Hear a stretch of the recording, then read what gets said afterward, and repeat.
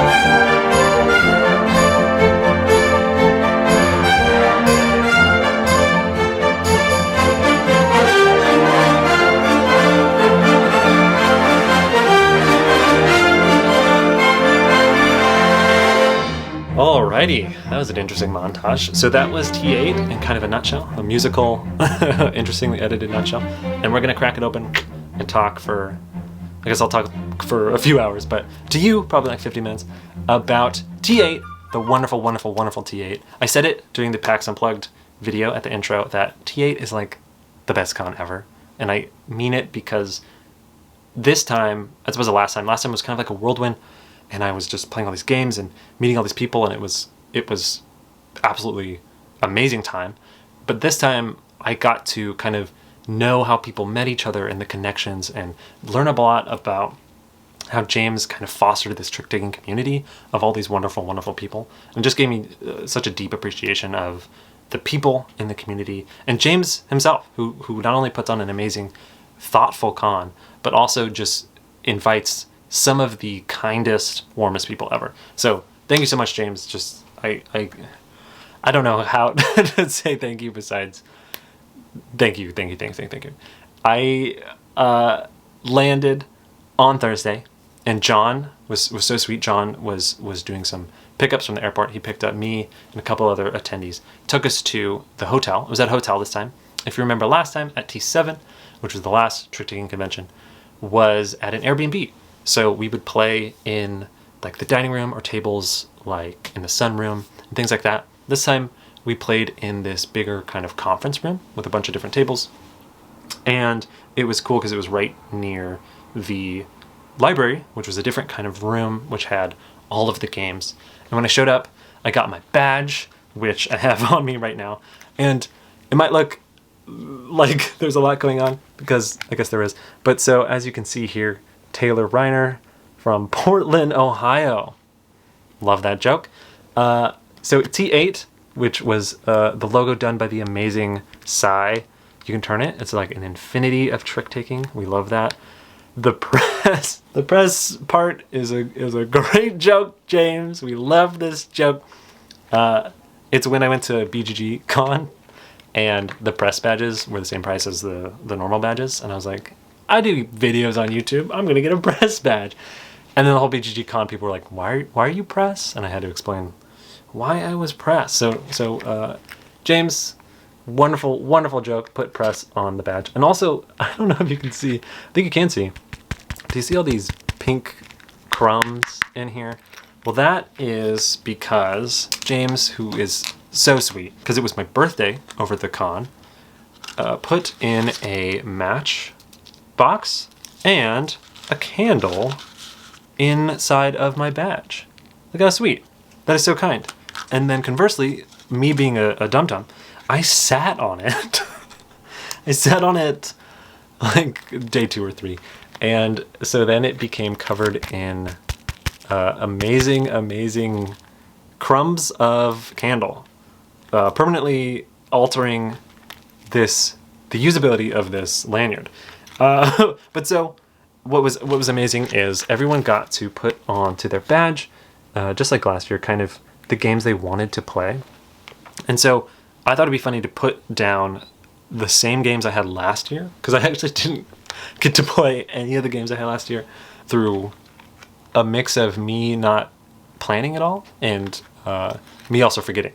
But this year, which was great, I actually got to play 2 of them, which I'll cover later. But what's very funny is this is actually different because James found what I think are the craziest and maybe lowest rated trick-taking games in his library, and overwrote my last year's with those. So games like 24 The Countdown, which I'll talk about a little bit later, but it's almost the worst rated game on BGG. And maybe for good reason. So anyway, I picked up my badge, which was wonderful because it had food recommendations on the back. And the other, just thoughtful, another like James is like the most thoughtful, kind, hilarious person ever, is everyone had different, sorry, I'm laughing at one of the jokes. Everyone had different food recommendations in the back. So most of them were somewhat similar. Like if you want to go to ice cream, they had like a name of a really good ice cream spot and then how much it was, if it would focus. And then, oh, it's not gonna, oh, there it goes. So some really good recommendations, whether you want like vegetarian or Indian or whatever it may be. But throughout everyone's there was like inside jokes, which is super, super, super funny. Like, I really like this game called That's a GoGo that I played a lot with James at BGGCon. And so in one of the categories, you know, because there's like German or Indian, like I was saying, one of them just says nuts. And it's a reference to one of the characters in the game called Antonio Peanuts, which just kills me. Or, such a good joke. He put on a QR code. And this is how I realized everyone had different stuff. Is because I was looking at my badge. I was like, oh, that's interesting. And then I went out to dinner the first night. And we were talking about the badges and how cool they are and thoughtful they are. And I was like, oh, I haven't scanned the QR code. Has anyone scanned the QR code? And people were like, what are you talking about? We don't have a QR code. I was like, what? So it turns out, James, another reference to BGGCon. I ate tacos out of the trash. It's a whole thing. Watch that video. James found a website for freegans, which I didn't know was a thing, but it's people who find food in trash cans and or dumpsters, and they eat it because it's free. So it was a QR site to a website that found dumpsters for food. Too funny. Just one of the funniest. Oh my gosh. Anyway, I'm like an hour in and I'm already talking about the badge. Such a thoughtful, amazing badge. Okay, so I picked up the badge, and then on top of the badge, everyone got these Oreos that James made. They were screen printed, edible printed, on top of the Oreo, and they were red, just like the red logo, and they had the logo on top, and it was so, so cool and so thoughtful. I immediately, after getting all my stuff, I said hi to a bunch of people. I'm covered in candle wax. And then I went to the prize table, which I'll show a video of. The prize table was wild. So, as you can see at the start, some amazing games. There's a mix of trick-taking and non-trick-taking games. Some Japanese games here, like, you know, like Wanted Wombat or Lum Lum Party, I think is what it is, that bingo game. Or Planetpita, which is an awesome kind of crokinole variant. But so some games all the way to other, you know, decks of cards. Like there's a 4-near deck of cards that you can microwave. That's pretty wild. There was, I think I took pictures of, yeah, I'll put pictures of it. There's circle cards. It's like a deck of cards where it's all circles and you can like just fan it a little bit and all the rank and suit are around the side. So that's really slick. There were some mugs, Cat in the Box mug.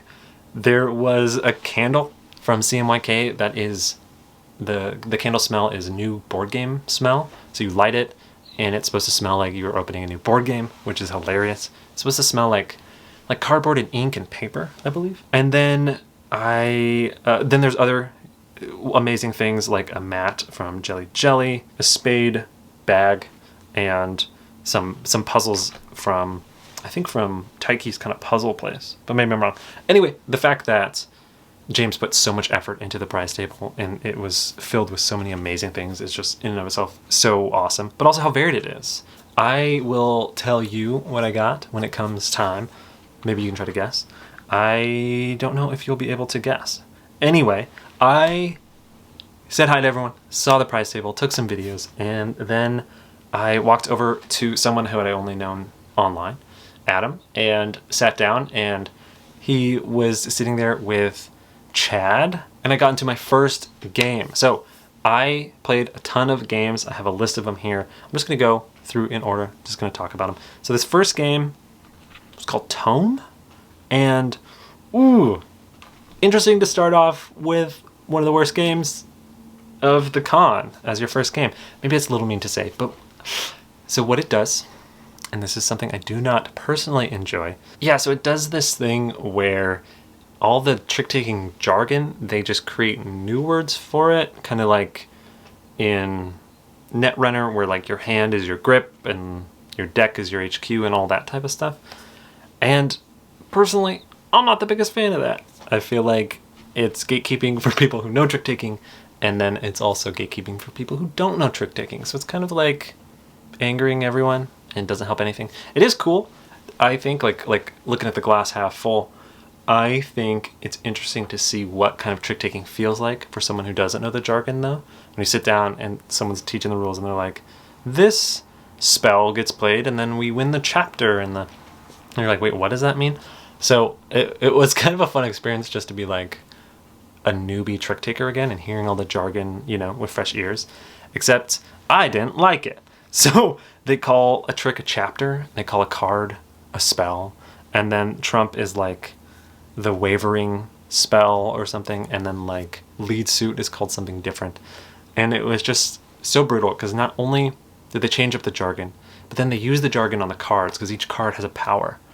So it was like we were playing Flux, if you played that game, where like so much can change, and on top of that it's hard to just understand what's happening or what's changing because all the jargon's off.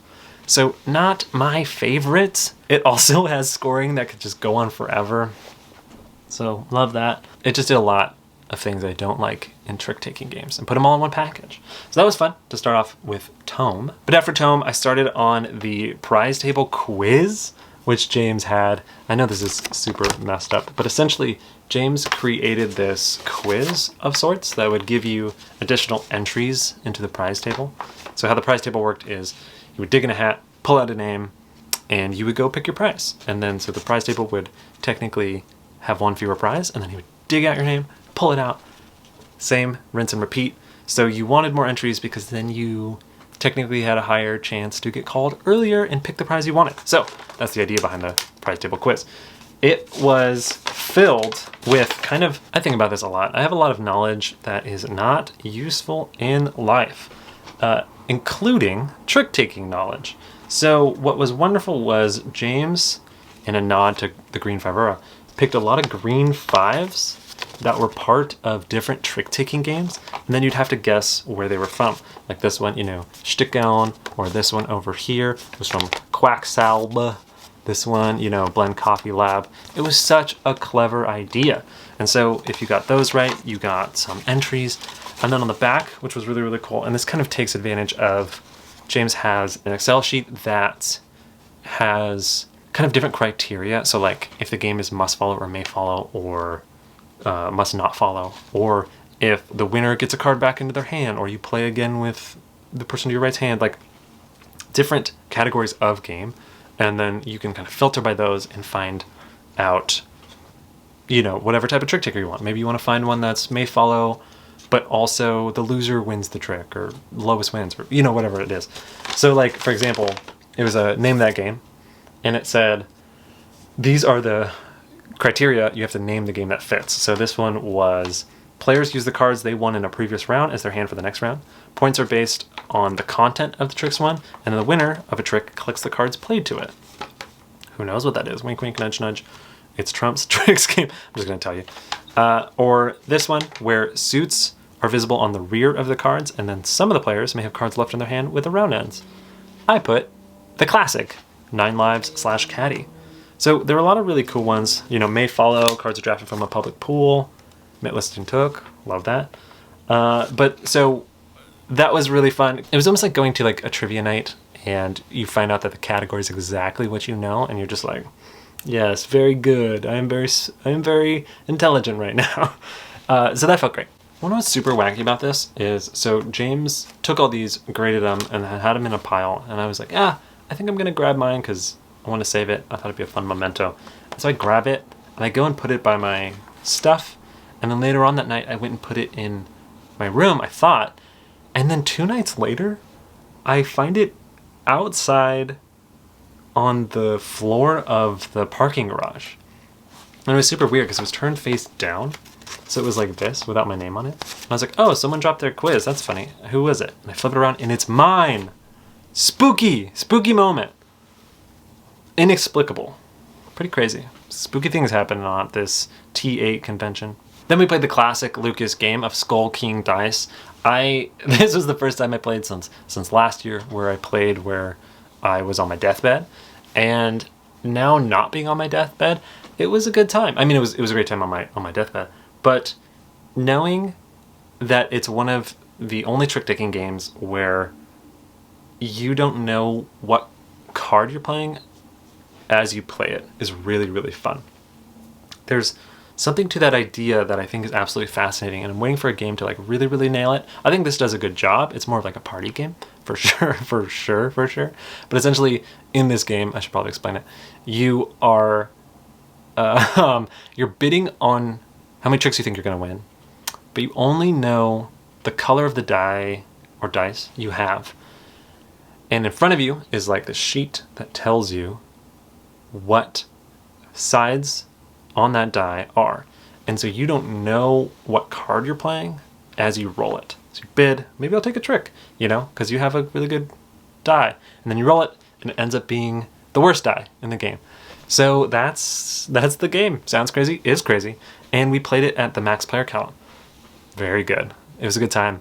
Super silly, super enjoyable. But I left it thinking about how can you play, or how can you design a trick taker where, yeah, you don't know what you're playing as you play it. I know that I've talked a little bit about this with My Favorite Things, which has that. But what's funny is I kind of ran into this a little bit later in the con, which was really, really cool, which I'll get to in a bit. Sorry, the battery died. Then we played Cat Hills, which was an interesting game. It was a Kuro design, so you might have seen us cover the Just Heroes game that he has.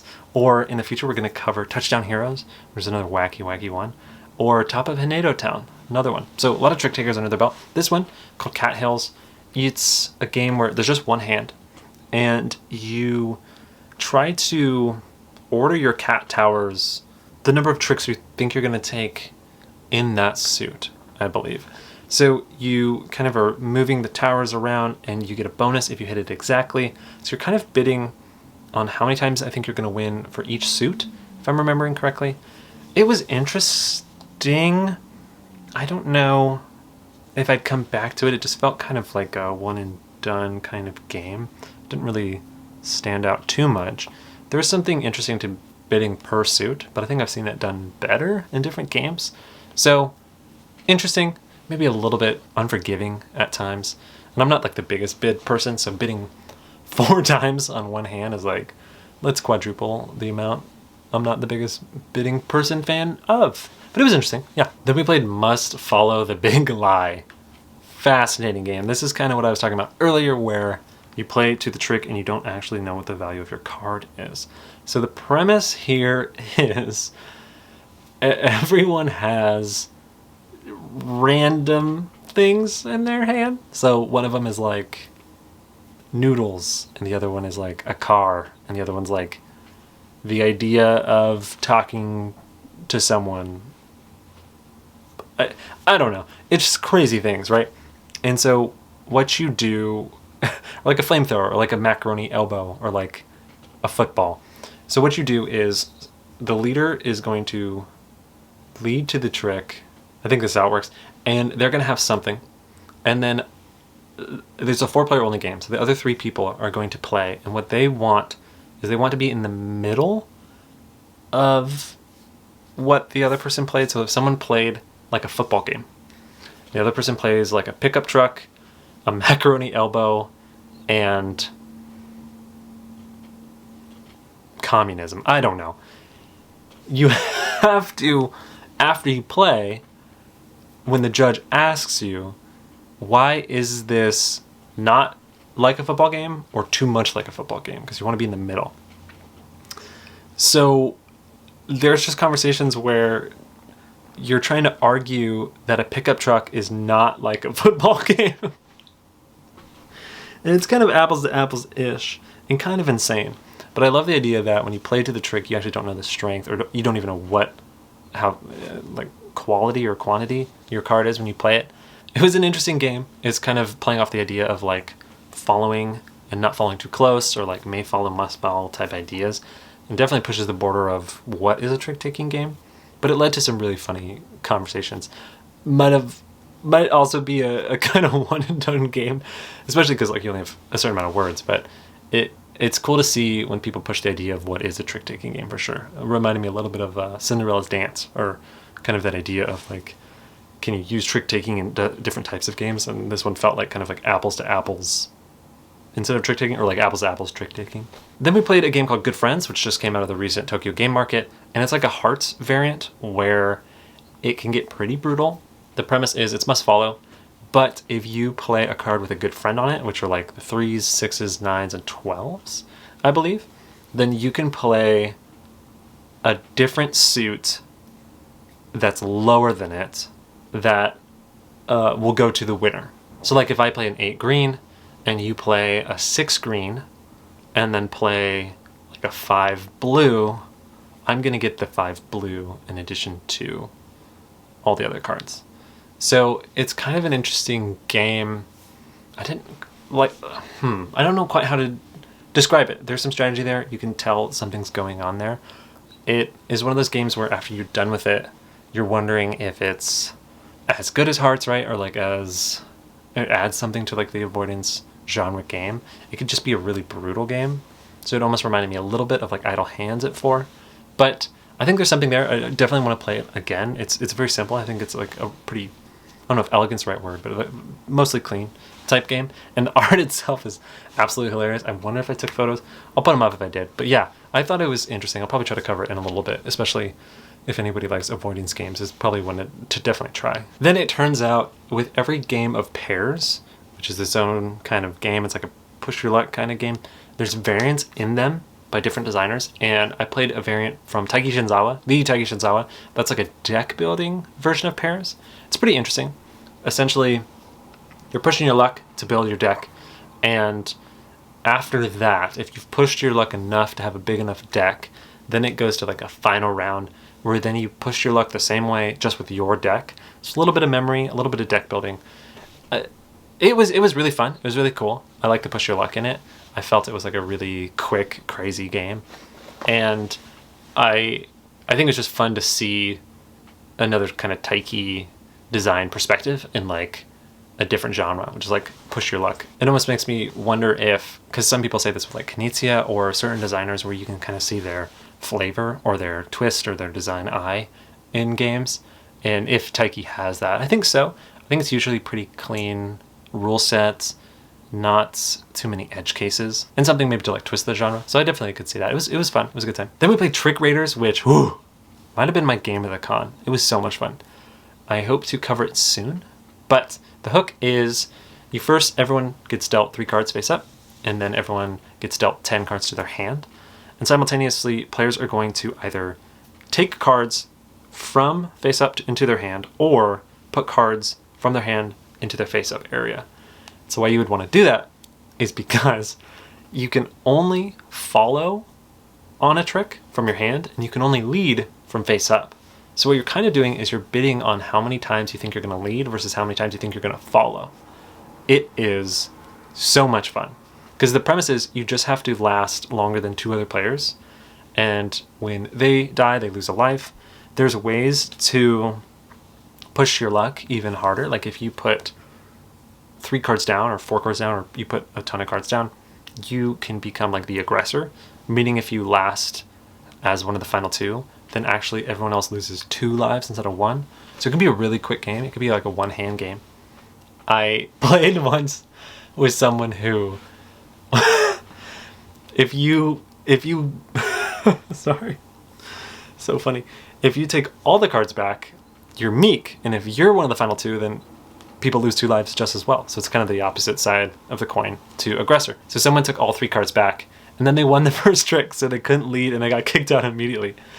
And then since I was the aggressor in that round, everyone lost 2 lives, and it was done. So it was kind of crazy, because for them, it was a 1-trick game. Pretty wild. I loved it.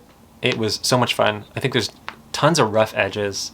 I talked to Wray, who did Letter Tricks in February, which we covered on the channel, about how the game itself is really, really fun, but there's just like a few weird cases in the game that if they were smooth or just change or tweak just a little bit, it could be such an amazing game. So I hope to cover that soon, and the art itself was really great. So yeah, really like Trick Raiders. When it came to Friday, we played Green Fivura, which was really fun. I played with Eric Martin.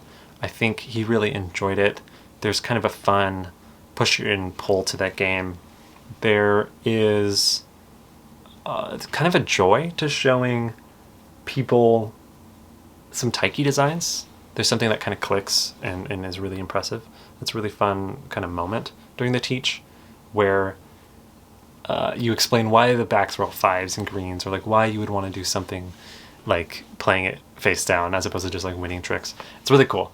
I think that's maybe why I like Taiki design so much, is there's always kind of like an aha moment in the rules that kind of light people up. Then we played 12 Chip Trick, which is really great. There's going to be a new edition by Mandu Games, which has like coasters and just gorgeous, gorgeous art. So it was really exciting to show people that before that edition comes out. People really liked it. It was cool because it was still with those old like crokinole pieces, which is fun. But yeah, we have a video on that if you wanted to check out that video. But the people were so amazing. So it was Friday, and it was interesting because there was a lot of like recurring people who were absolutely amazing to see and play games with again.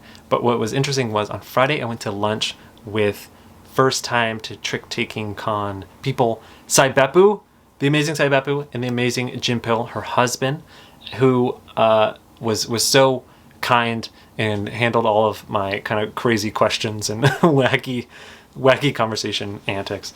But it was so much fun because Sai, who talks about a ton on the channel, who does like Nana art, or we talked about 535, or just amazing kind of illustrations and graphic design work in so many other games. Like you see her BGG profile, it's like blowing up. We went to lunch, and I wanted to be like, what's like an American thing that you could go out and get, right? And we walked over to Chipotle, which is just like, that's a pretty American meal, American Mexican for sure. And the burritos were like huge, like it was just like so much food. It was like classic American experience.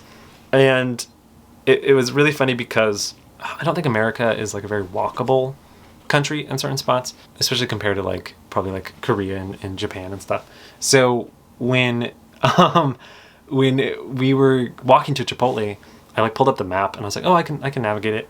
It's just like across this grass, and then we just have to like cross a road and walk up this other road. It's probably like 5, maybe like 8 minutes away. So we get out, and it turns out there's like no way down. So we had to like actually go way further around and then down like this side staircase to get down to the grass. And then we're on the grass, and there's kind of like a sense that we're not supposed to be there, because I realized the grass is like way lower than the street. The street's like super high up. So then I'm like, okay, I think we go this way, and I'm like leading them and like making conversation, but I'm realizing like the grass is going up. We get to the top of the grass, and then it goes back down. The grass was waves. There were waves of grass. So we go up and down like 4 times this giant hills on the way just to get to the street, to cross, to get to the other street, to get to Chipotle. So I felt so bad. I was like taking them on a wild goose chase just for Chipotle. And then the other awkward thing was, as we were crossing the street, there's like this giant metal plate that hadn't been driven over, I guess, in recent since we had finally ascended the grassy knolls. But so we get there, and cars are like starting to drive past it now, and one car drives over it, and it is so loud. It's like ear-shatteringly loud. So I feel bad. I feel like I took them on like a haunted house equivalent of just a trip to go get food. So I feel like I scarred them. But we did get burritos, and I think they liked it, so that was a good time. Then we played a couple of my games. I wanted to show Sai and Jinpil Short Zoot Suit and Of What's Left, which are my standard deck games, and I think it landed really well. It was super fun. I think it was a good sign that I think Jinpil was like, oh, can I show these to people I game with? I was like, oh, yes, I would love that. Short Zoot Suit is like, the hook is you're trying to balance how many tricks you win and how many times you short suit. I hadn't seen like short suiting as like a mechanism before in trick taking, so I thought I'd add that to like that type of game. And then Of What's Left, I call it Schadenfreude, if you've seen our video on Schadenfreude. And it's where you're trying to get as close to shedding without shedding when someone else sheds. Hope that made sense. But you want as few cards as possible when someone else goes out. Kind of a wacky game. But so I think that landed pretty well. I showed that to a couple other people in the con, and they it's funny because I didn't want to say it was my design, because I'm always nervous of being like, this is my design, you know, when you teach it or show it to people, because they might just be like super nice. But they were like, oh, that was fun. Like before I was like, ooh, that's actually my design. And they were like, oh, no way. So that was really cool. So Sai and Jinpil really liked it. And then I played Tricktakers, which is really, really fun to show people that type of game, because we had enough time to get into like the expansion, which I think is where Tricktakers like really shines. And it didn't have to like just play, which happens a lot at like game nights in Portland, where I go, is like a lot of times people will just play like standard Tricktakers and not have enough time to like investigate the expansions characters. And so when you're at a convention and have all the time in the world to play just trick-taking games, Tricktakers really shine. So that was really fun. It was funny, while we were playing, I heard James talk about the idea of the Taylor rule, which I didn't know was a thing, but I've noticed retroactively that I do this a lot. But essentially, when I play like new games, I'll always want to play them multiple times in a row. Like James was bringing it up in terms of like BGG Con, where he'd bring out like this wacky game and we play it and it might not have landed too well, and he's like, I don't know, like I don't know if it was that good, and I'd be like, let's play it again. So it was cool to find out. I never had a rule before, but I guess there's something called the Taylor rule, where you play suspiciously maybe not good games twice. So if that's my legacy, I'll take it. But afterward, James and Sai and Jim Pill and I, we went to dinner at this like Yellow Penguin place. On the way, there was like bumper ice cars.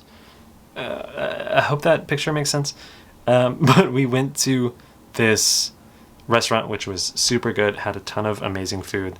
But one of the funniest things to me is, I noticed this when I went to the bathroom, is only some of the tables, not all of them, maybe like 2 or 3 out of like 30 or 40, only some of them had this yellow penguin standing over people as they ate their meal.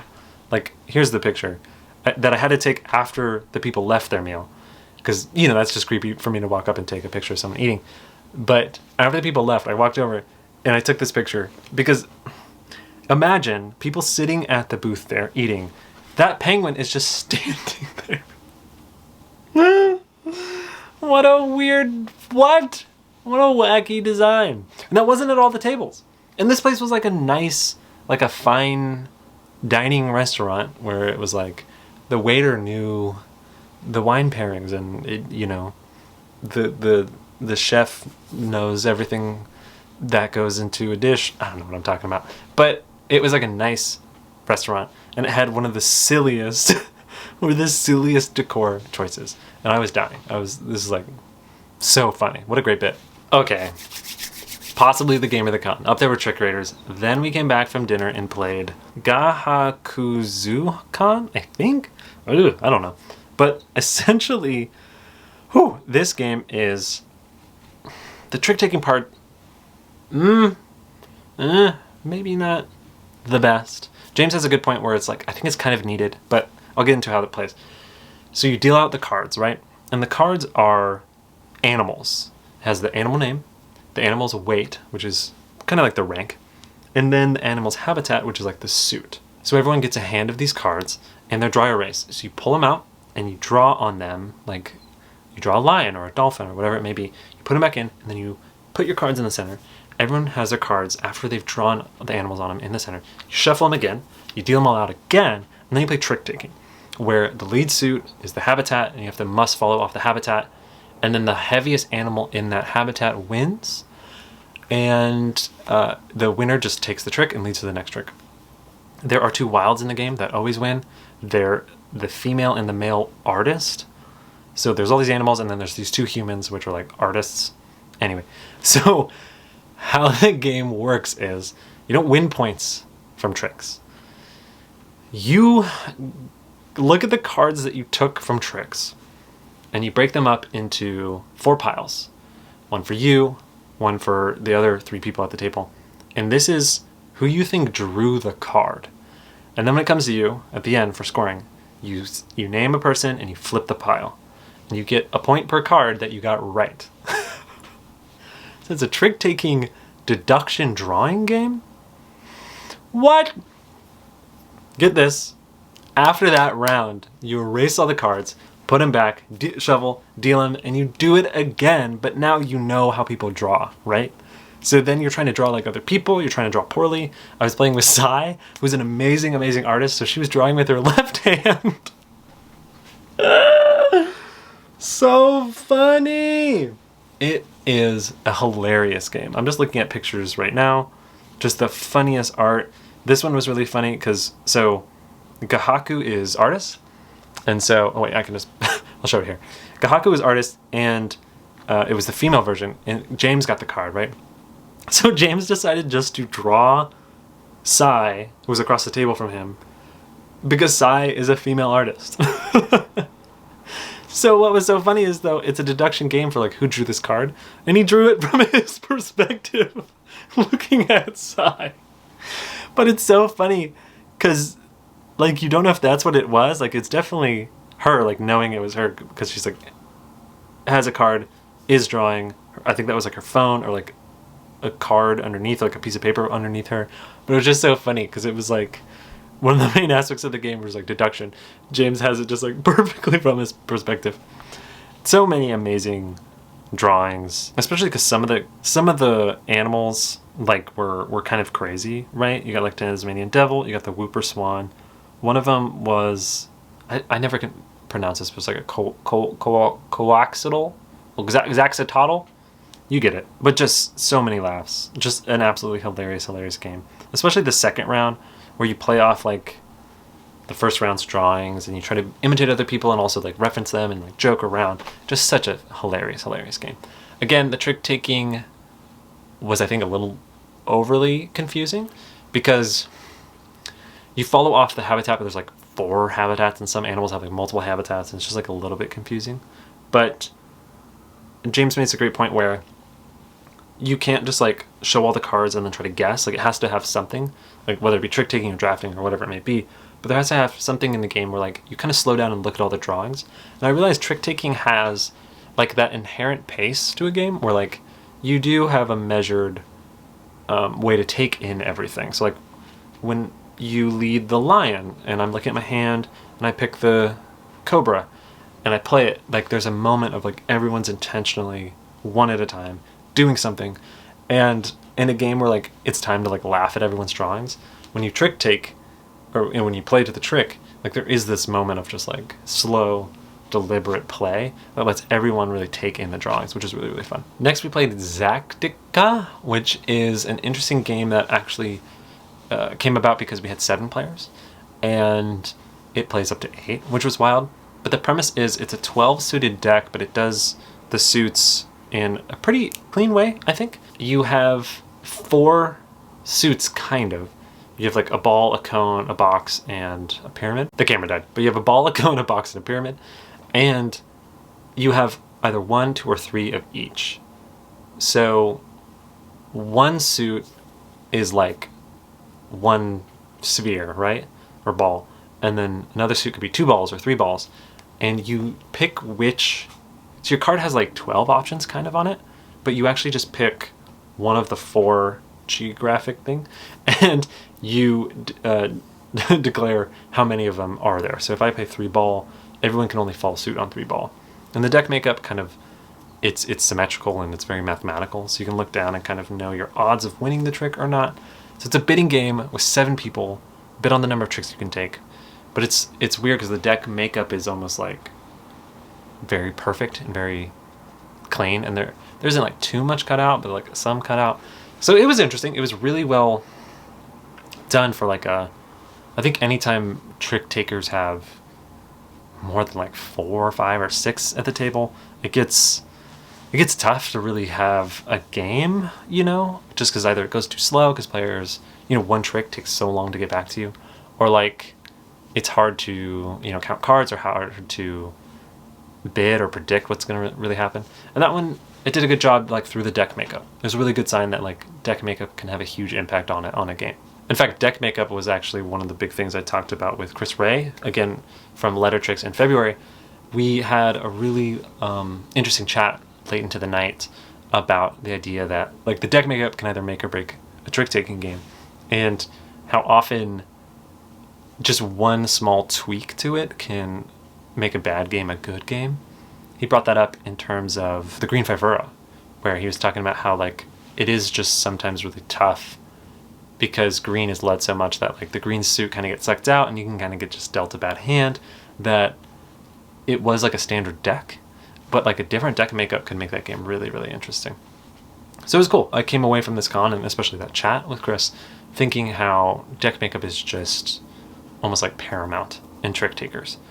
And I always kind of felt that way, because whenever I do film a video, I start with the deck makeup because I think it is so important.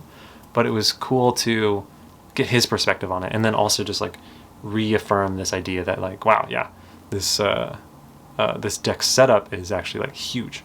But then after Xactika, we played Cancellation Hearts, which is another game that goes up to, you know, 7, 8, because we just had that many people. And whew, that was a wild, wild game. So it's essentially, it's hearts, but it's double deck hearts. So there's 2 of each card in the game. The queens are still really bad. Hearts are still bad. Same idea. It's must follow, all that. Except if 2 of the same card are played, so like 7 spade, or like, I think, if I'm remembering correctly, even like an 8 and an 8 of a different card can cancel. But essentially, the cancellation part of Cancellation Hearts is you can cancel other cards with the same card. So, like, if someone leads a 7 spade and it comes to you, classic hearts, if you only have the ace of spades, you're terrified, right? Because you have to play it, and then the queen might be coming around. But in this game, especially because there's 7 players, let's say the same situation happens. I had the second play into the trick. I played the ace of spades. I'm terrified that someone's going to give me the queen, or worse, both queens. But someone else out there might have the other ace of spades, and of course they're going to play it. So when 2 of the same card are played, they're not part of the trick. So it's so, so wild. You get this like these bonkers moments of like cooperative nature, where like you almost go out of your way to play a high card because you know someone is out there with it and really wants to get rid of it too. But sometimes they don't, and sometimes maybe it was held in the hand of someone before you, so it actually wasn't out there. It's a really, really funny game with moments of like hoping and then planning. You also, it's really funny how the passing works is you first pass 2 and then you pass 1 and then you play. And the very first hand, I got dealt both of the queen of spades, which is like, what, right? Like, what are the odds? And I thought it'd be funny. I passed them both to the person to my right, who looked at me and was like, come on, man. What are you doing here? It was Ricky. Amazing, amazing human, who designed so many games, but we covered Salvage on the channel, so that was by them. But it was so great because it was such a like a ribbing game. It's such like a, oh, you know, Hearts is already like a, oh, kind of like a schadenfreude, like, ooh, type of game where you're like, ooh, I'm sorry. And then having twice that, and 7 people, and moments for like cooperative play. It was great. There's a lot of like, I shouldn't take this trick with, you know, a 6, and then you do. I'm sorry. You just got cancellation hearted. Then we opened up the new board game smell candle and passed it around. That was a really good time. I think Sai thought it was super funny. I was posting it to Twitter. It was a really funny moment to like all smell a candle and then just kind of like go crazy over it. I don't know how to describe this experience. It was just so silly. And then we busted out the new board game smell camera and we passed it around. It was funny because some people were like, yeah, I could see that. And some people were like, maybe. And then someone else was like, who had smelt it when it was like lit. It's like, oh, it smells a little different if you light it. And some people were like, that doesn't smell like a board game at all. And it was really funny because Sai smelled it and posted it to Twitter. And I think a lot of people, because she has so many like Japanese followers, were like, that is hilarious. So it was a really fun moment just like smelling the board game smell candle. Then I sat down with Melissa and Shari and we played Kbernastich, which was so much fun. I covered that a bit in past vlogs. I'm hoping to do a video for that as well. It's essentially like a worker placement trick-taking game where the places you place your worker are like dictating what the trick is. So like what trump is, or like how many points a card is worth, or whether you want points or don't want points, things like that. And that was so much fun. We, in a game that like there could be a lot of pain sometimes, it's fun playing with people who are really goofy and silly and like rib each other. So that was super, super fun. And then after that we played Of What's Left again, which was super fun. And in that game you can play singles, runs, or sets. And when I was teaching it, for some reason I thought it'd be funny to say you could play runs of 1. And but like it was so late, I was like fumbling all over the place with the rules teach. And so when I got to that point where I was like, oh, I usually say you can play a run of one, which is just a single, it sounded absolutely insane. And Shari and Melissa were like, what is wrong with you? So that was really good. I feel like there's something like certain rules teaches are just so fun, you know, especially with like the right people. We were playing Brujas del Sabado, I think, and it was one of the most insane rules teaches ever. Because essentially, each of the suits is like a different witch, because Brujas is witch in Spanish, or witches. And we were getting taught the rules, and the person was reading them, and they went into like the lore of the rules, and they give descriptions of each woman, each witch, and the descriptions are insane. One of them was like, it's a woman who looks like a woman, which was like, what? And then the description was like, her head is like chin high, or like, it was someone who was just like this tall, but they described him as like chest high or something, or chin high, which is just a funny way to describe someone who's just like a little bit short. So weird. I noticed there was a lot of wacky rules teach. We played this one game called Third Strongest Mole. It's a 5-player only game, and the goal is you want to play the third strongest card. So, and it's just numbers, there's no suits. So it's like 1 to 37 or something. So if someone plays like the 23, 24, and then someone else around you plays like the 11, 12, you want to play, you know, in between 12 and 23 or whatever that example is, right? You want to hit the middle. And in the rules, though, it was an interesting game. It was fun. But in the rules, though, it was so funny because in the middle of the rules, like it's teaching you the rules, right? And then it talks about how you want to be in the third spot, right? That's like how you win the game. Whoever has the most, or like who's ever in the third spot. And in the middle of that explanation, there's like a new line, and all it says is ponder this. It just says ponder this in the middle of the rules. I thought that was so funny. You ever be teaching a rule? You're just going through the rules in a board game, and in the middle of the rule, you're just like, ponder this. Yeah, so we pondered it. I want that in every rules teach. Just ponder this. Really late on Friday, we played a game called Nicht Die Bohne, and it was a drafting game with beans, and it had an interesting discussion around it because someone was asking whether it was a trick-taking game or not, and this always comes up with like auction games or something, but it was interesting to see it come up with a drafting game where most of the similarity was just like cards and like playing one card, you know, and then having it resolve. And it kind of felt like a game like Parade, you know, where it's kind of trick-taking-ish. And it was a fun discussion because I think even now, like I just did an interview about the channel, about the trick-taking channel, and someone's first question was just like, so what's a trick-taking game for like a good intro into the article for the interview? And it was like one of the hardest questions of the interview because I was just like, oh man, this is like a can of worms. So that was fun. It's fun to chat about what a trick-taking game is. Next was Saturday. What a day. We started with some American Bookshop. That was super, super fun. It's always cool when we play that game and just start talking about books and chatting books. I think that game holds up so well. I love that game so much. And then we played Trick Raiders and Hachi Train. It's always fun to show people who haven't seen some games that you like and have just recently started playing, like Trick Raiders, and see them have the same reaction you just had and then kind of revel in that. So that was really fun. I think Trick Raiders has landed every time, which is really nice. And then someone at the table wanted to play Losers' Rights because they were asking about like different ways area control can be in trick taking. And we played it at 5, which is definitely more aggressive in terms of area control.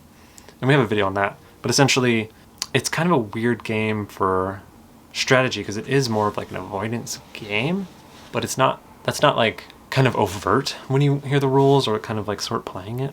So sometimes I think when you first play the game, you might win a little bit too much and then you just kind of lose. So it's a tough one. I think it's a bit of a subtle game, having played it a lot and then showing it to new people at this con. It's definitely maybe easier to like understand the flow and maybe a little bit of the strategy when you play, you know, a second or third time. Next, we played this game, not trick-taking, but it's called 21X, I think. And the premise is you draw a card or two, and they have equations on them with either X or N in the equation. X is any number you want, and N is the number of cards that you've drawn. So say you drew 2 cards, one of them says N plus 2, and another one says X plus 5. And the goal is you're trying to come up with a number X, which will lead you to 21. You're trying to hit blackjack. But instead of numbers, they're equations, right? So like in that example where I had N plus 2, I had 2 cards, so that was 4. And then it was X plus 5, right? So I'm already at 9. So then I just need 21 minus 9, which is 12. So I would have said, I did it! I'm done! And I would have said X is 12. But the equations are insane. The equations are way different. There's exponentials, there's long division, there's like very complicated cards that have X and N. In actuality, you try to get as close to 21 without going over as possible. And it's a speed game. I don't know if I told you this. So everyone's doing this at the same time and as fast as possible. It was an insane game. Yeah, check it out. Absolute goofball. Next was Tri-T area, and ooh, I kind of bounced off this a little bit. So it's a game where it's area control plus trick taking, but it's may follow. And you either want to be the highest or the lowest in the suit that is played the most. So we played it at 4-player, and a lot of times the lead player would either play a 1 or a 9. And it's actually like, if it's tied 2-2, like 2 suits and 2 suits, it's the first suits that are played. So when someone plays a 1 or a 9, whoever had the other 1 or the 9 in that suit would just play it. And so there's no way to like get in, you know? So then you would just like lose a trick and then another person will win and do that. So the first hand was like really boring and I was just like, okay. And then the second hand of the game, it's bid as you go. So you actually get dealt an extra card and you want that last card to be where you're the most in. That was a little bit more interesting for sure, but it still kind of fell a little bit to the whole 1-9 situation again. I know there's ways around it because you have the 5s that you can pay to make really high or really low. And that definitely added to it. But then what's tough is like, yeah, through other mechanics of the game, it made sense to like hold the 5s until the end or bid with the 5s. So it was just a little tough. Like you could just get pushed into just getting bad luck. So I don't know if it was like my favorite. I want to play it again for sure because I think there's something there. But I'm never a fan of games where if you want to play high or want to play low and you can just lead that way because first wins, like guaranteed tricks, especially in like such a short, like it was only like 9-card hands or 10-card hands. It didn't feel too great. But yeah, I'm hoping to play Tri-T area again, maybe at 3. That could be interesting. Alrighty, then we played Tichu. Whew, okay, I talked about this a little bit in the BGG video where there was someone named Melissa and someone named Shari who played Tichu at BGG Con in the tournament, and they beat the person who brought over Tichu to Rio Grande and who wrote like strategy guides on it and was like really, really good at Tichu, right? And so they don't have a convention. They're just like super good at Tichu. But they do have, as you can see in the photo, they have like embroidered shirts and they're, you know, reigning champions sometimes. I don't know if they were the winners of the last BGG tournament, but they had won before and they're very, very good at Tichu. So when I was going to BGG Con, I was talking to them about if there is a convention, I really hope we join. If there is a Tichu tournament, I really hope we join. And they were like, oh, you should be Ricky Tata's partner. Again, the person I was playing Cancellation Hearts with, and amazing, amazing person behind Salvage and so many other games. But so, I was like, that sounds good. Sadly, there wasn't a tournament, so I couldn't do it. So there's always like this idea of me and Ricky being on a team. And when we went to T8, everyone was there. So Shari was there, and Melissa was there, and Ricky was there, and I was there. And so we were like, we should play Tichu and see who is the best. And so everyone in this group of 4 people, a little bit of, I don't think it's like smack talk, but we were ribbing. We were going back and forth. And so we were like, we should actually play Tichu. Actual games, to 1,000, see who's the best. So we sit down, and Melissa takes off her sweater, and she has this. They have a team embroidered shirt with the dog on it. because she was saying she's the more aggressive player, and she's just telling Shari like what to play whenever she wins a trick, I think. And they had their team name on the back, Team Crumbles, with a lot of Z's. And it was so great and very intimidating. And so we sit down, and Ricky and I are very nervous. We come up with our name, like I think it was Ta Taylor or something, or Ricky Tay. I don't know. But so we sit down, and we're very nervous, and I'm not the best Tichu player. I've played like 15 hands, 20 hands, or games. And Ricky's, I think, is similar to me, whereas like Shari and Melissa have played like a bajillion amount, or it sounds like it. So we were super nervous. We get down there and we get stomped. Like the first game, like demolished, like absolutely brutally demolished. Like I think it was like, we were around 90 and when they got 1,000. It was bad. It was super bad. So our punishment was that we had to stand up and dance for them. Embarrassing. Absolutely embarrassing. And it filled us with rage. So we said, can we play again? Best out of 3. We sit down and we play our hearts out. And it was so close. They did super well, but we did slightly better. That's right. We won the second game. So the next night, or the next day, we were like, okay, or next night? I don't know. Anyway, we promised we would play a third one the next round. We get to the third round, and Ricky is killing it, calling Tichus. I'm doing okay, calling Tichus. But Eric Martin was there. So I'm jumping around the timeline. Saturday, we played 2 games. They demolished us, and then we barely won. So it was tied 1-1, right? So we're like, Sunday, I think it was Sunday, I don't know. Sunday, we're gonna play a third game, and it's gonna go crazy. It's gonna be so much fun. But flash back to early Sunday, I'm hanging out with Eric Martin. We play 5-3-5, which was a blast. We played The Mind at 3. Oh my gosh. Huge life on goal to play The Mind with Eric, just because his video was what I first saw for The Mind, and playing it has been one of my favorite gaming experiences. I love The Mind. It's just such a wonderful game that I was like, hey, can we play The Mind? And we played it. And it was interesting because I saw him like playing the cards out of order. And I'm like, what's he doing? And so we started talking about this, and he doesn't sort his hand at all in any game, ever, which blew my brain. And it went into a huge discussion about the pros and cons, or like the culture behind sorting your hand or not sorting your hand. And I have another friend who calls himself Chaos Hands, where he doesn't sort. And it's kind of like a thing, which I didn't realize. In the comments, let me know if you sort your hand. It's kind of interesting. Maybe I'll ask that question in the next giveaway. That'd be a really good one. Anyway, so we're talking about this, right? We finish The Mind, and then we go over to play our third and final game of Tichu, because it's tied 1-1. I go over there and I sit down and we're playing Tichu, and Eric comes over a little bit into the game and he's talking to me. He's like, don't sort your hand, just try it. And I am getting demolished.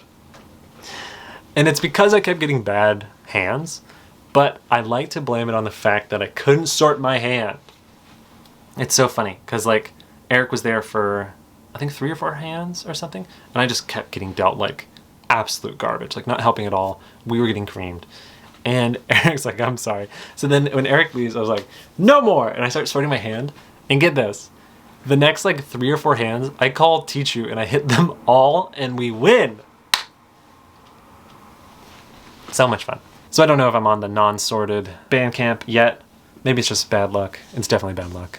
It was funny how comically bad luck it was when Eric was trying to show me the benefits of not sorting my hand. But it was really funny. It was a good time because the first couple hands when I tried to not sort, I ended up sorting it and then like making a mental map and then unsorting it, and Eric's just like, come on, man. It was good. It was a great time. I even have the picture here where Shari notes the last 3 Tichus were sorted.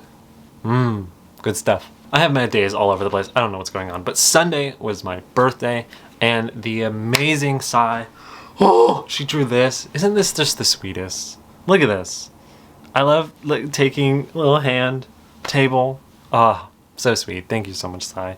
I look so cool when you draw me. So thank you so much. On Sunday, we had an absolute blast. We went out to lunch to this Japanese place, and it was like super, super authentic. So it was really fun to go to a place where like you could order in Japanese, and like the people bringing out the food were like asking like, whose is this in Japanese? So it was really fun because I think after maybe a lot of Americanisms, it was fun to go to a place where like Sai and Jinpil like knew the language and could order way better than I could. But we came back and we played, we had 8 players again or so, or 7 players, and we played this Sailor Moon battle card game, which was wild. I think it was from the 90s, I want to say, just judging by this rule book. And the fact that it was just printed in only red, which is hilarious. And the art itself and the card quality kind of screamed 90s. But it was absolutely insane. So essentially it's like a hidden role, like deduction, social deduction game where every card has 2 suits, like moons or stars. And if you win a trick, it's so crazy. So you actually bid on the number of tricks anyone on your team is going to win in the suit of your team. So like if I bid 1 and I'm part of the good Sailor Moon team, I want anyone on the Sailor Moon team who I don't know who's who yet to get at least 1 trick. And then it can go around and maybe another person who's on my team is like, oh, we got at least 2, so we'll bid 2. And then it goes around and someone's like 3, right? And I'm just like, if that person's on my team, are they like writing checks that like our collective bodies can't cash? And after that bidding, like people reveal themselves, and then like after you reveal yourself, you can pick someone else to reveal themselves. So there's like some information at the table. But what was crazy was we bid up to 4. We only played 1 hand because there's a lot to the game. So you bid up to 4. And so what's crazy is you don't know if like you're the one who needs to take 4 because you just bid. Because I bid like 2 or 3, but someone else bid 4. So I was like, are they going to be the ones to take it? But then they like weren't taking enough tricks, and I was like, what's going on? So I tried to get them. So I hit 3. Oh, the camera died again. But yeah, it was a super crazy game that was a really early implementation of like social deduction, roles to trick taking, and very rough, weird game. Like you could play a card for its moons or suns, and you wanted to win that depending on who you were. So it's kind of just like obvious if you were like a trader or not. So not as smooth as like Vivaldi or like one of the super modern ones like Inside Job or Shamans. But it was really cool to see like an older game that had a lot of cool ideas into it, just like a little bit rough. I think it'd be really fun to play a trick-taking game where like you're bidding on everyone on your team, but you don't know who's on your team. It's a really cool concept. Then I played Lines of Action with Lucas. It's one of the best abstract games. Go check it out. Oh, all you need is a chess board, checkers board, either. It's so clean. It was so much fun. It's always a blast. And then I heard them learning to play 24 The Countdown, which is one of the games on my badge. It is so funny because I was researching it. It's one of like the worst games, right? And I was talking to Eric Martin about it, and I'm like, oh, I think it's like a 2.7 or something on BGG. And Eric's like, no, that's not possible. The worst game ever is worst game rated on BGG is Tic-Tac-Toe at 2.7. So it can't be that low. So we look it up and it's 2.8. It's like one of the lowest rated games on the site. So I was super excited to see how it goes. I didn't play it, but James and I think Adam and a couple other people played it. So essentially, the cards are huge, like unnecessarily huge. You have to like shuffle the deck for no reason sometimes. The rules make absolutely no sense. There's a cardboard standee of Jack Bauer, which actually should be bonus points. I don't know why. Any game could be that lowly rated when there's a Jack Bauer standee. But from the sound of it, it sounded insane. In fact, one of the cards on the quiz, the Green Fivura quiz, was from 24 The Countdown. And as you can see here, flamethrower. Yeah. But what was wild was after that, we were able to not play 24 The Countdown, but we got to play the Hummingbird Game, which I actually do have right here. So let me grab it if I don't knock over a million things. But so the Hummingbird Game, how do I describe this? It's almost like, it's like an educational game, I think, because there is not a game at all to it. So you have a deck of cards, right? And on the cards are, I think, 4 or 5 different things. So you have birds, because it is, after all, a hummingbird game. So you have birds like the Costas bird, right? Or the Magnificent bird. And then each bird has its own habitat. It's like where they live. These cards are humongous, by the way.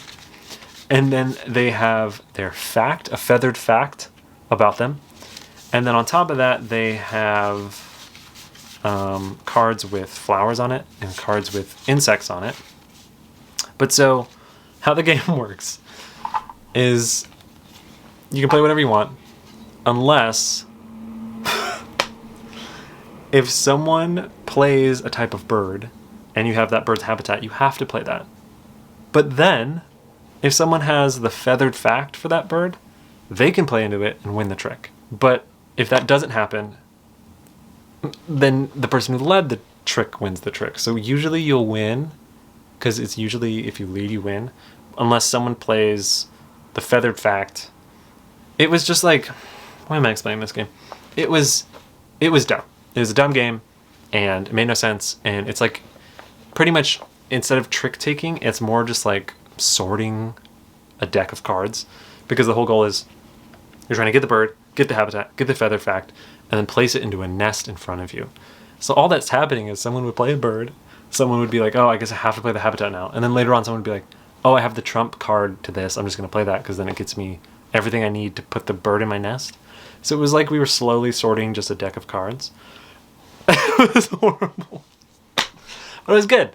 It's always good to play really bad games because then you appreciate the good ones. I don't believe that. That's not true. But it was also good to finally cross off, because that was the first one I crossed off on my list, the Hummingbird Game. We played a ton of Nuts A GoGo, which I think I'm going to have a video on my side channel because it's just such a fun game. But what was so much fun was we used, instead of Antonio Peanut, we used the Jack Bauer standee. Really made the game something special. Then we played Too Many Cooks. It's the Knizia game where I think it's a little long, kind of overstays its welcome, but essentially you have 5 things you have to bid. I want a lot of 3 of the suits, a lot of the bad pain suit, and then I don't want any tricks at all. And you have to bid them all over the course of the game. So you're kind of, trying to choose when is best to bid whatever, but a lot of people just save like the worst ones for the end, and then everyone kind of bottlenecks, and there's just like, at the end, there were like the last 2 hands where 2 people were like, I don't want to save it for last, and so they picked like the worst contract or the worst bid, and then the last round people waited, so then it became like a super avoidance game in the end. But it was cool. It was one of the funniest moments of the con was I, 3rd round in, picked the contract that says don't win any cards, because if it's like -2 points per card or something, it's like pretty bad. Someone else picked I don't want hot peppers. Someone else picked I don't want bouillon, because it's all about like soup and making soup and stuff. So what was happening was we were all like making the trick horrible for like the next person, and so everyone kept like sloughing and not winning the trick, because it's kind of like American Bookshop, where if the trick reaches a certain value, 10, then it busts, and whoever busts it takes the trick. But there's cards that reset it down to 0, or there's cards that are just 0. So it kept going around and around and around, and it ended up being, there's like 30 or 40 cards in the trick. It was insane. And again, if I would have won that, it was like -80 points. It would have like just absolutely demolished me. So I guess what happened was eventually someone just got forced with it. Thankfully, it wasn't like too many minus points for them. They were like still in the running to win. But it was crazy because it was probably, out of any trick taker I've ever played, the longest trick, like singular trick I've ever played. It was like 5 different people playing about 8, 9 cards into the trick, and it was like, maybe it felt so long because it was so tension filled too, right? Like it got up to 9 where it almost busted and made someone like take something horrible, and then they reset it, and then it like got up to 9 again, and someone plays a 0, and then someone resets it. It was crazy. It was such a wild game. I should say real quickly, when we were playing Too Many Cooks, someone won a trick when they didn't expect it. And they said one of the funniest things I've ever heard during a trick-taking game, because the person before them was supposed to take the trick, but they didn't realize that they should have taken the trick, so they actually sloughed when they shouldn't have. And when it got to the person who had to take it when they didn't want to, they said, quote unquote, "I wasn't banking on you being so inept." Which is one of like the meanest non-cussing insults I have ever heard. Next we played the top game Trick Quest from my badge, and that was the only one from last year, so 2 years in the making. We played Trick Quest, and thank you so much to Rand Oh, so sweet. As a birthday gift, he translated Trick Quest in the first few quests for me. So it was really fun. I found someone else who also had it on their badge, called him over, and we played Trick Quest. It was like a 4 or 5 player game, so we played it a lot. It's essentially like an RPG, like a group RPG, where each mission you have kind of like a crew-esque mission to complete, and you have to win it, and then you can keep going on to the trick quests. There's like branching paths and different quests, and some of them are like really easy, some of them are like really, really hard. And we realized like you have to spend some of your quest points, which is like a currency in the game, to be able to pass cards or discard cards or like change trump or like do these things. But it's brutal because like outside looking in, it seems like it's really important to keep those and not spend the quest points until later. So it was tough. It was just like a really, really hard game that had some interesting ideas, but was like kind of brutal. I kind of want to dig into it, but essentially it's like the crew, if there was more story, but the missions were really, really, really hard. Whew, the battery died again. Anyway, we played Stich, Oder, Nicht, which is kind of like one of those Niet or Kbernastich games where you choose what you want. It was interesting. I feel like I wanted a little bit more choice. It was tough because only 3 of the 4 players get to choose. And so being that 4th player when you didn't get to choose felt a little oof. I might just prefer Niet, but I do want to try it again. I think there's definitely something there, or at least some really cool design elements to like the cycling on what you choose. Then we played Taiki Shinzawa's Players Play, which is another one of my favorites of the con. The hook is you get dealt I think 5 cards or something, or 6 cards, and going around the table, you do a thumbs up or not if you're going to be in the hand. If everyone's in the hand, it doesn't happen. If only 4 people are in the hand, then you play trick taking. If 3 people are in the hand, then you play poker. If 2 people are in the hand, you play blackjack. And if only 1 person wants to be in the hand, they have this like a weird solo game where you fight against the deck. Insane! So cool. If you don't go in, you get to like cultivate your hand a little bit. You get a little bit of a cycle. But essentially, you're just trying to win 3 games. And I loved it. It's super rough around the edges. I think if you clean it up, it could be one of like the coolest games ever. So I really hope that happens. But it was just such a unique concept that I've never seen before. And that was the last night. We stayed up kind of late talking about the idea of incentives in games and how a lot of people, kind of like us, will want to play as hard as they can to try to be a part of the game. And like it's like the Knizia quote where the goal isn't to win. What is it? The goal of a game is like win, but it's the goal that matters, not the winning. You know, the idea where like all of us who play these types of games at cons, we kind of like love gaming for gaming, and we try as hard as we can usually. And then we talked about how there's people who just like don't care unless there's like money on the line or different incentives, and like what that means. It got very philosophical and meta. And I remember us talking very late into the night about this idea. So that was a fun way to kind of end the con in terms of a night chat. But so next day was Monday and everyone was leaving. We had kind of like a final hurrah of playing games right before everyone left. It was really fun. We got to play T8, which was, let me explain this really quick. Chris Wray, Lettertrix, February, amazing person, amazing designer, made a game in Antarctica, mind you. Made a game called T8 for the convention that has 8 suits. I think it's like 7 suits and kind of like a wild that has to be that can be played either 4 or 1 wild. I've never seen that player count, 1,4. And it's a premise where you play 2 suits or 2 cards. It could be the same suit. And it's a must not follow. And if you ever can't, then you take points. And you don't want points in the game. And it's super interesting because you're trying to balance using like your high cards, because high cards are pretty good. Because if you're ever lower than the highest card, you have to take those as points. But you don't want to use them all up too fast, because then you're stuck with a bunch of low cards and you're going to take them all. So you're trying to like balance it. It's really interesting. And I heard the solo game is really, really fun. So I'm hoping to try that. I only played it at 4 when I was at the con, because I was like, I gotta play T8 at T8. So this was just such a wonderful gift. Chris printed out a bunch of copies to give to everyone. So this was such a sweet gesture. And I didn't explain, on Saturday, I actually got this as the prize. I don't know if you guessed it, but the prize table I got was a cup that says, get this, a bad day at the bridge table is still better than cleaning house. Hilarious. It's funny because out of all the prizes, James just found this one, like, I think a few days before the con itself happened at like some Goodwill or some thrift shop or something. And he's like, oh, that's a funny one to add to the table. And it was my number 1, because I think I was like one of the first 5 or so to like go pick a prize. So huge up there on my wants. And also, really sweet for my birthday, the amazing Shari got me this fortune. And this was right before we played Tichu. It's this little bunny that you pull out of the bunny's butt. A little fortune that... so it said, you will have slightly good luck. And it was a running joke as we played Tichu. Like, if I did well, that was the luck. And if I messed up, it was the slightly good luck.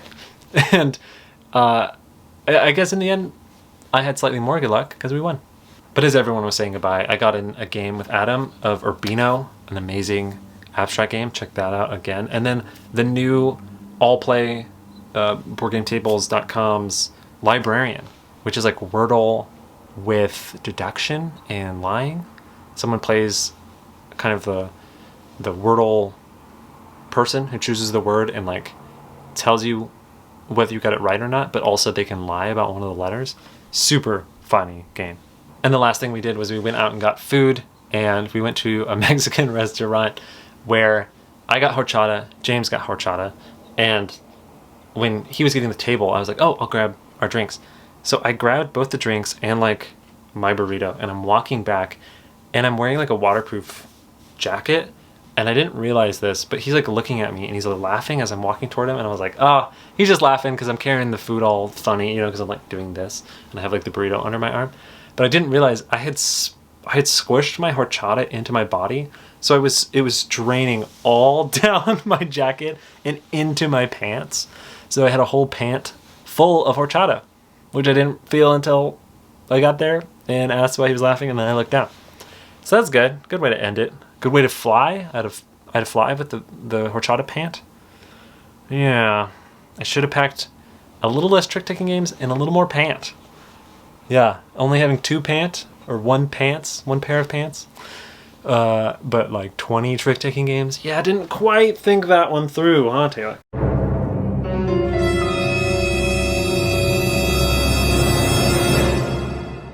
So that was T8. It was such an amazing convention. There were so many other memories, like when everyone was singing happy birthday, when I had a candle, and I got to use the candle that I crushed. But everyone was so sweet, and just being able to see the people that I saw last Trick-Taking Con and getting to know them more, getting to play more games with them, and just learn more about them. And also just... I think there was moments of like, now that we kind of have seen each other before and talked to each other, and we're past that whole like, oh, nice to meet you phase, like getting like a little bit more interesting conversations, or like a little bit more into like, hey, we're like friends and not like acquaintances, or just like people we ran into each other at cons. And I think that's like my favorite thing about conventions, is seeing these same people, getting to know them more, and like really building connections. So it was so heartwarming. And thank you so much again to James, Nathan. Just the absolute best convention ever. So thanks so much for watching. Hope it wasn't too long. I can feel what feels like gravel in my throat. So I can't imagine if you have listened to all this, you probably have gravel in your ears. So anyway, I'll get out of here. Thank you so much. Everyone's the best. Here's looking towards the next one. Woo!